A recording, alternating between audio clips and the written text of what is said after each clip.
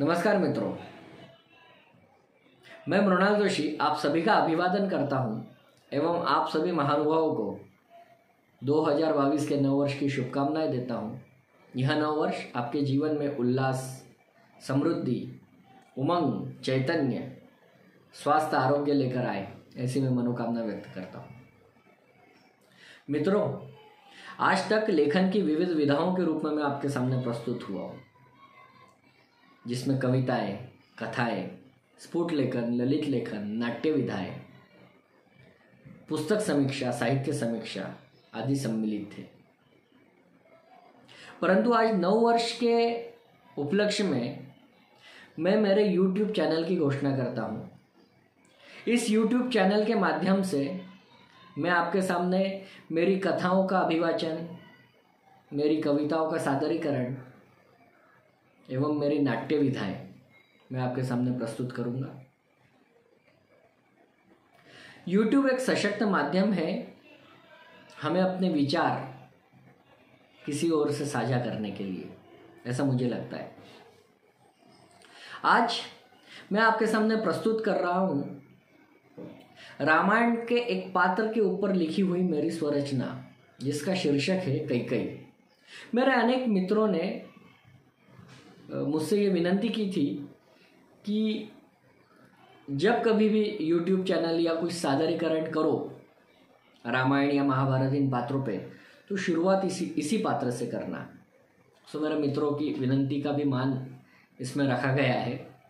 और आने वाले कुछ मेरे एपिसोड्स में, कुछ धारावाहिकों में मैं महाभारत एवं रामायण, ये जो महाकाव्य है हमारे, इनमें की जो व्यक्ति रेखाएं हैं, जो पात्र है,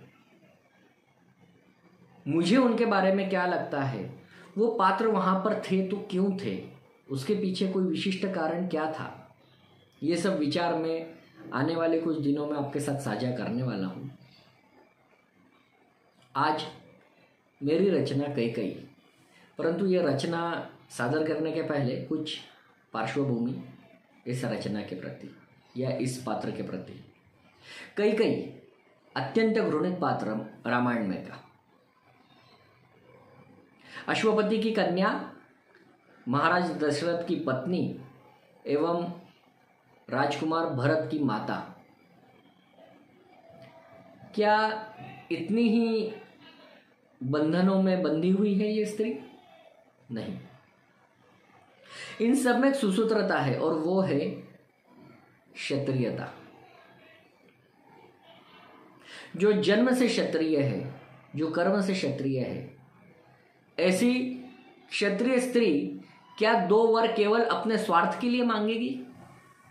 मुझे नहीं लगता। आज तक जितने भी ग्रंथों को अगर टटोला या किताबों को पढ़ा, तो उसमें से हमें कैकेयी जो हमारे सामने या हमारे सम्मुख संपादित हुई, वो इतनी हुई कि 2 वर मांगे, जिसमें से एक में उन्होंने श्री राम, लक्ष्मण और जानकी को 14 वर्षों का वनवास दिया, और दक्षिण में उन्हें यह वनवास भोगना पड़ा, और उसी समय सिंहासन के ऊपर राजकुमार भरत को बिठाया। पर क्या ये इसमें कहीं स्वार्थ था? नहीं, बिल्कुल स्वार्थ नहीं था। अगर हम कैकेयी के इस पात्र को एक अनूठे या एक अलग दृष्टिकोण से देखेंगे, शायद तो हम समझ पाएंगे कि दंडकारण्य तक रावण अपना साम्राज्य बढ़ाता हुआ आगे बढ़ रहा था। एक एक राज्य को अपने पांव के तले कुचलता हुआ, एक एक राजाओं को हराता हुआ, पराजित करता हुआ आगे बढ़ रहा था।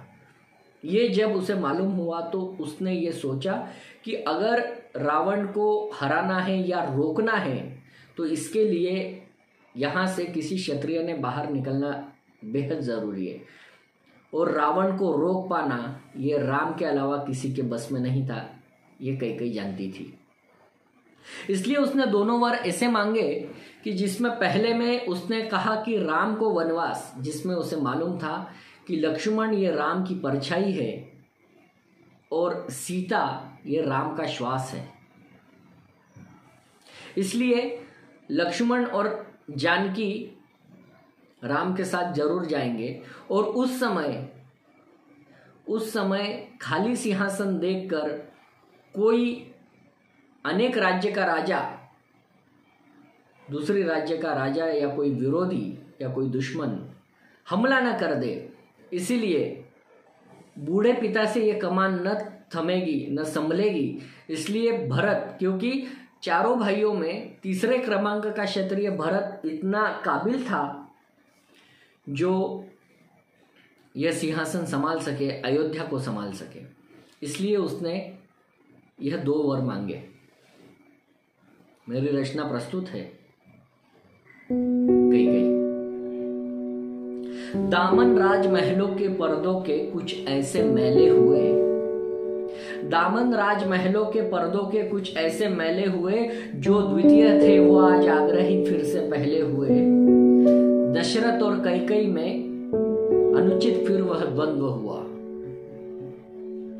दशरथ और कैकेयी में अनुचित फिर वह द्वंद्व हुआ। अयोध्या में घिरा अंधेरा और विलुप्त वह वसंत हुआ। 2 वचनों में घिरा था नृप, राजा दशरथ 2 वचनों में घिरा था नृप, क्या करता था वह बेचारा। एक और सिंहासन खाली किया और दूर हुआ उसका दुलारा। पुराने इतिहास को ही दोहरा के कथा बाची गई, पुराने इतिहास को ही दोहरा के कथा बाची गई। सूर्यवंशी का सूरज ढला और उर्वरित प्राची भी गई। किया रण पर संगर उसके जवाब चाहिए थे अब, जो कैकेयी ने दशरथ महाराज के साथ में संग्राम किया था। किया रण पर संगर उसके जवाब चाहिए थे अब, जो न सूचित था सरयू को वो घटित हो रहा था अब। गया संदेशा नैनीहाल में बुलावा भेजा अनुज को। अयोध्या हारी आज ये न प्रेषित था किसी मनुज को।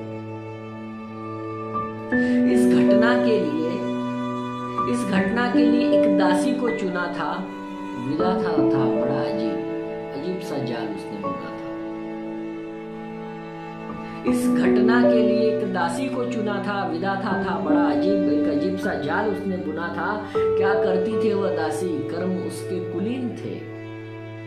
क्या करती थी वह दासी, कर्म उसके कुलीन थे। विपरीत थी उसकी कृतियां और मंथरा के विचार भी मलिन थे। सुमित्रा कौशल्या खड़े खड़े वज्राघात सह रही थी।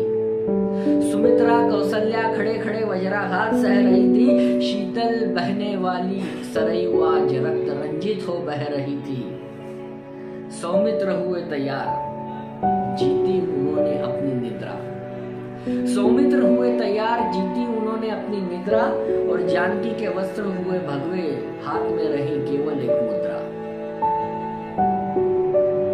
इसके बाद जब अनुज भरत वापस नैनीहाल से वापस अयोध्या में आया, तो मरघट से अयोध्या उसने कभी देखी नहीं, सोची नहीं थी, समझी नहीं। और आया अनुज घर तो स्मशान चहु और पाया। और आया अनुज घर तो स्मशान चहु और पाया। मालूम हुआ जब सब कुछ भरत का लहू गरमाया। कि अवहेलना कैकेयी की और कार्य किया पिता का। महाराज दशरथ इस समय मुतप्राय थे। कि अवहेलना कैकेयी की और कार्य किया पिता का। चलो सुमंत खोजे हम, यह सिंहासन है मेरे भ्राता का।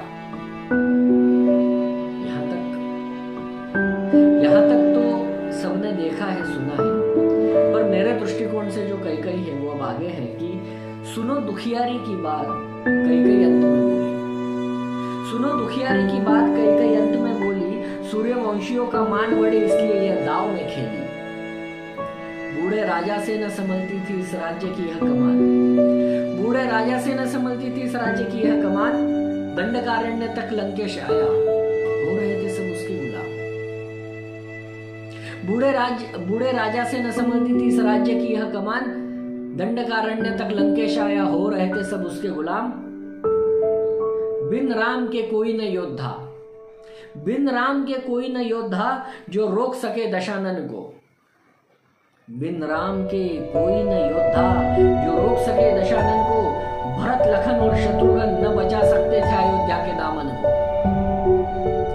राज्य सुरक्षित त्यों होता जो हम बचाए हमारी सीमा। कितनी बड़ी सीख दे रही है। राज्य सुरक्षित त्यों होता जो हम बचाए हमारी सीमा। मैं क्षत्रिय पुत्री हूं, पत्नी हूं, जानती हूं मैं मेरी परिसीमा। कविता का के अंतिम पड़ाव पर है कि आगे हमारा भवितव्य हो उज्जवल, आगे हमारा भवितव्य हो उज्जवल, सो मैं कलंकिनी हुई। आगे हमारा भवितव्य हो उज्जवल, सो मैं कलंकिनी हुई। पति नजरों में उल्टा और पुत्र नजरों में मैं पापिनी हुई। न कोई स्त्री रखेगी मेरा नाम, ऐसी मैं यहाँ पापमयी हूँ। न कोई स्त्री रखेगी मेरा नाम, ऐसी मैं यहाँ पापमयी हूँ। हाँ, इस सूर्यवंश को बचाने वाली मैं ही यह कैकेयी हूँ। इस सूर्यवंश को बचाने वाली मैं ही यह कैकेयी हूँ। अगर मेरी ये कविता आपको पसंद आई तो नीचे कमेंट में जरूर बताएं आपको क्या अच्छा लगा। इस प्रकार की और कविताएं अगर आप सुनने के इच्छुक हैं तो वो भी विषय मुझे बताएं।